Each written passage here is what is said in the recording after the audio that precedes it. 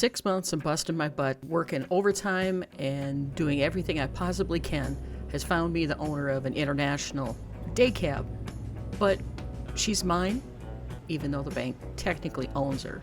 I made an agreement with Jess that as long as I was able to drive this truck, I would carry the McCullough Transport colors. Now, once I own this truck, free and clear, I can do whatever I want with it. And she said also that she's willing to let me upgrade to a newer and bigger truck once I get a few more miles under my belt. So this morning finds me in Gillette, Wyoming, just outside the national park of Devil's Tower. I decided I'm going to take a couple hours and enjoy the sights while I'm here, because my load won't be ready for a few more hours anyway. So I'm going to just take in the sights, relax, and be off the clock for a few more hours. Devil's Tower is an astounding geological feature that protrudes out of the prairie surrounding the Black Hills of South Dakota and Wyoming. It is considered sacred by Northern Plains Indians and indigenous peoples. Hundreds of parallel cracks make it one of the finest crack climbing areas in North America. To understand the place called Devil's Tower also requires many perspectives. Ancient peoples have lived around the tower for thousands of years. Their modern descendants still maintain a connection with this place on a physical and spiritual level. During my travels, I try to see as many natural sights as I possibly can. I've always been fascinated with the natural world, and national parks are only the start of it. When I can, I like to get out for exercise and hike. But unfortunately, with the schedule I keep as a truck driver, it's very hard to do. One of the coolest features of Devil's Tower is a massive horse ranch that sits at the base overlooking the tower. I didn't get much of a chance to look at the animals there, but what little I saw was very impressive. My load is finally ready at a ranch just down the road from Devil's Tower. I'll be hauling a load of feed and supplies to Casper from the ranch. And then, according to my schedule that Jess's dispatcher has sent me, I'll be heading to pick up a load of dynamite and take that down to Colorado Springs to the gold mine. After only a short while, I'm back on the road and heading for Casper. My truck is not the most powerful thing in the world, but it's mine. That's the most important thing. I know I'm still going to have the expenses of the hotels every night, but until I can afford to get my own truck with a sleeper, this is going to have to do.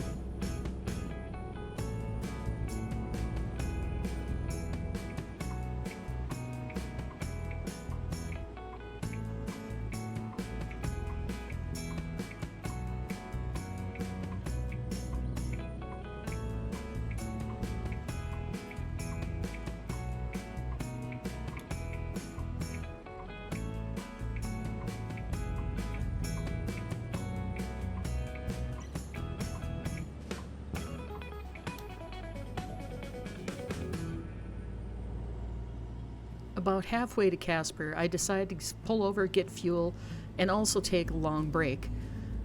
I also needed to get food and do a little bit of paperwork, so it was as good a time as any. Running a truck can be expensive, but thanks to Jess's influence, I was able to get a line of credit from my bank that authorized a credit card that I carry with me for expenses such as fuel, hotels, meals, and the like. At the end of every month, I try to pay it off, but sometimes it just doesn't work. So right now, I'm carrying a very small balance.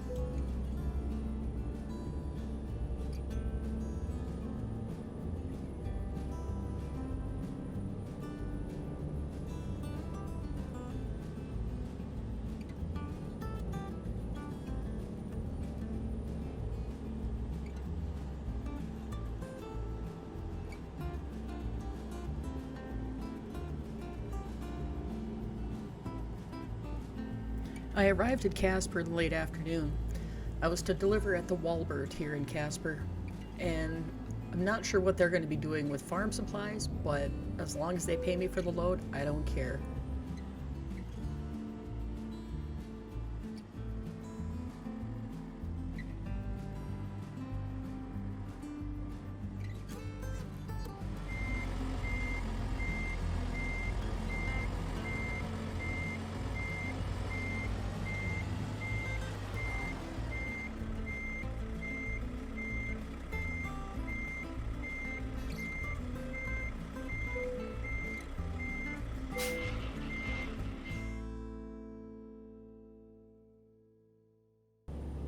It's not until well after dark that I get my load and I'm back on the road. This is my first time hauling hazardous loads such as dynamite.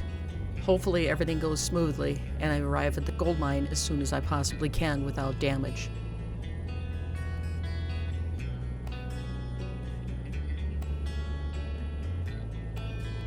I take extra care passing other trucks and cars.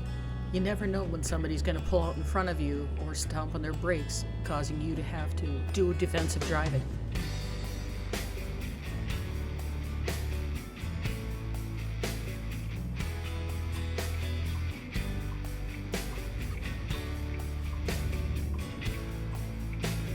I decide to stop for the night at a local dealership. I know they're probably not going to be happy that I'm here, but I can get a couple of repairs done on the truck before I head out the next morning. I'm so tired that I don't even bother backing my truck into the parking space. I pull in nose first, park, shut off the lights, and go to bed. I'm getting used to sleeping in my truck. It's not as bad as most people think it is. The passenger seat reclines more than most people think it does, and give me a couple extra blankets and a pillow, I can sleep just about anywhere.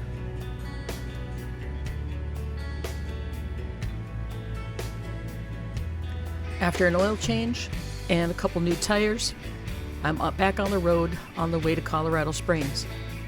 Hopefully the day is going to be clear and shiny so I can make good time. Sadly, a day full of sunshine wasn't meant to be. I ended up getting a little bit of rain on the way to Colorado Springs, but it wasn't enough to really trifle with, so I still made good time. I made it to Denver just after 6 a.m. I've never been to Denver before, so this is a brand new experience for me.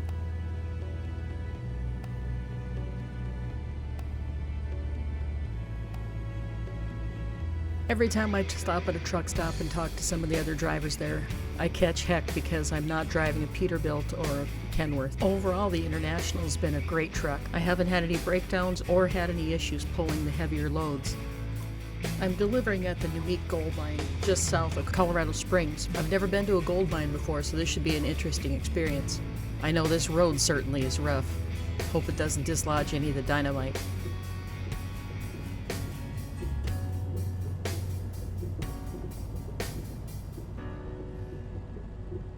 My plan is to drive this truck for about a year, then give it to Jess and upgrade to a larger truck with a full sleeper and a larger engine so I can pull the large loads.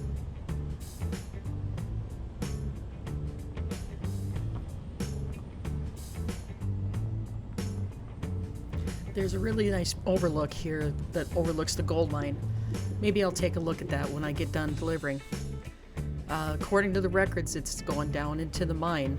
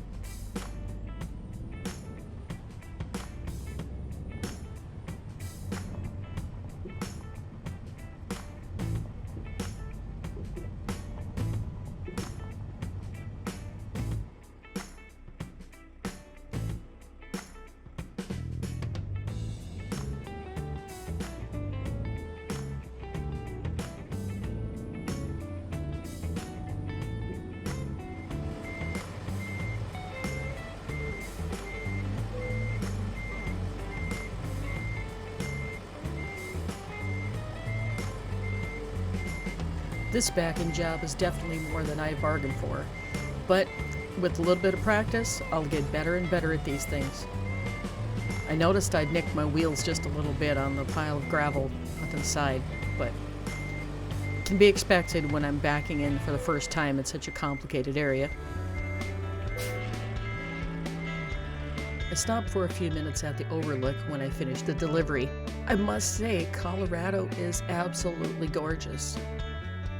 When I get to the point of owning my own garage, I just may make it here in Colorado. For a young lady from North Dakota, I think I'm doing pretty damn good for myself.